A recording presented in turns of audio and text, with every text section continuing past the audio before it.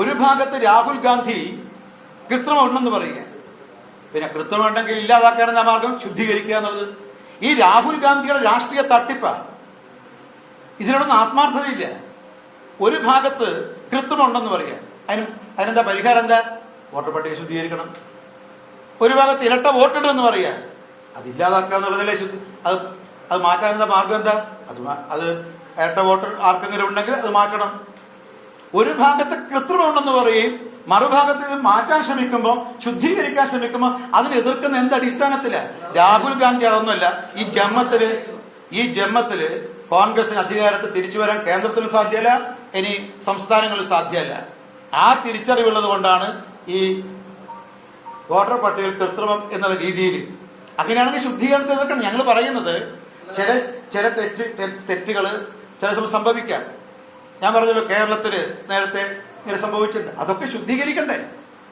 ഭരണഘടനാ പ്രകാരം വോട്ടർ പട്ടിക ശുദ്ധീകരിക്കാനുള്ള അധികാരം ആർക്കാ? ഇലക്ഷൻ കമ്മീഷനാണ്. അത് ചെയ്യുന്നതിനെ എതിർക്കുന്നത്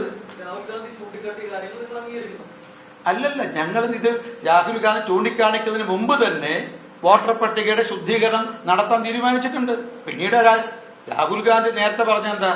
ആദ്യം പറഞ്ഞെന്താ? വോട്ടർ പട്ടിക അല്ലല്ലോ, യന്ത്രം, തെരഞ്ഞെടുപ്പ് യന്ത്രത്തിലെ കൃത്രിമം, അത് പോയി. പിന്നെ പറഞ്ഞു വോട്ടർ പട്ടികയിലാണ് കൃത്രിമം. ഏതാ ശരി?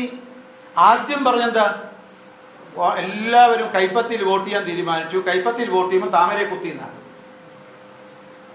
അല്ലേ? ഇപ്പൊ അത് എന്നിട്ട് എന്ത് ചെയ്തു? തെരഞ്ഞെടുപ്പ് കമ്മീഷൻ എന്ത് ചെയ്തു?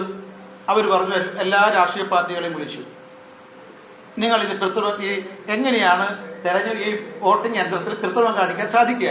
കോൺഗ്രസ് ഹാജരായില്ല. വോട്ടർ പട്ടികയിൽ കൃത്രിമത്തെ കുറിച്ച് പറഞ്ഞു, നിങ്ങളുടെ പരാതിത. കോൺഗ്രസിന്റെ ആരും പരാതി കൊടുത്തില്ല. ഇപ്പൊ ഞങ്ങൾ പ്രാദേശിക തെരഞ്ഞെടുപ്പ്, ഈ തദ്ദേശ സ്വയംഭരണ സ്ഥാപനങ്ങളിലേക്കുള്ള തെരഞ്ഞെടുപ്പിൽ വോട്ടർ പട്ടിക കൃത്രിമത്തിനെതിരെ ഞങ്ങൾ പരാതി കൊടുത്തു, തെളിവ് കൊടുത്തു. ഞങ്ങൾ ആരോപണം ഉന്നയിക്കുന്നു. പക്ഷെ കോൺഗ്രസ് കൊടുത്തോ? ഈ പറഞ്ഞ പോലെ ബീഹാറിൽ കൊടുത്തോ, മഹാരാഷ്ട്രയിൽ കൊടുത്തോ, ഹരിയാനയിൽ കൊടുത്തോ? കൊടുത്തില്ല. ഇത് ഈ രാഹുൽ ഗാന്ധിയുടെ പ്രസ്താവന എന്ന് പറയുന്നത് പരാജയപ്പെട്ടവർ നടത്തുന്ന പച്ചക്കള്ളം. ഓക്കെ,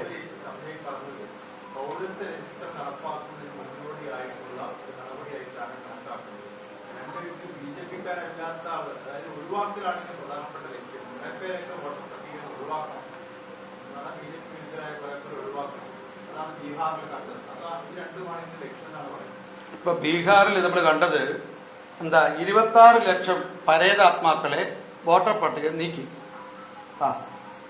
മാർക്സിസ്റ്റ് പാർട്ടിയും കോൺഗ്രസും പറഞ്ഞ് പരേതാത്മാക്കൾക്ക് വോട്ടവകാശം വേണം എന്നുള്ളതാണോ? 22 ലക്ഷം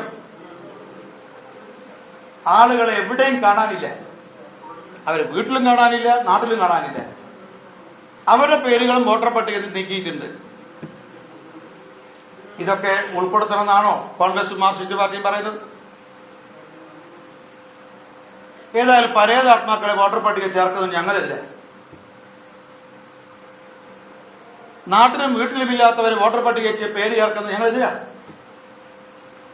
അങ്ങനെയാണെങ്കിൽ പരസ്യമായി മുഖ്യമന്ത്രി പറയണം, വി ഡി സതീശൻ പറയണം, കേരളത്തിൽ ഇതേവരെ 10 കൊല്ലമായിട്ട് മരണപ്പെട്ട എല്ലാവർക്കും വോട്ടവകാശം വേണമെന്ന് പറയട്ടെ.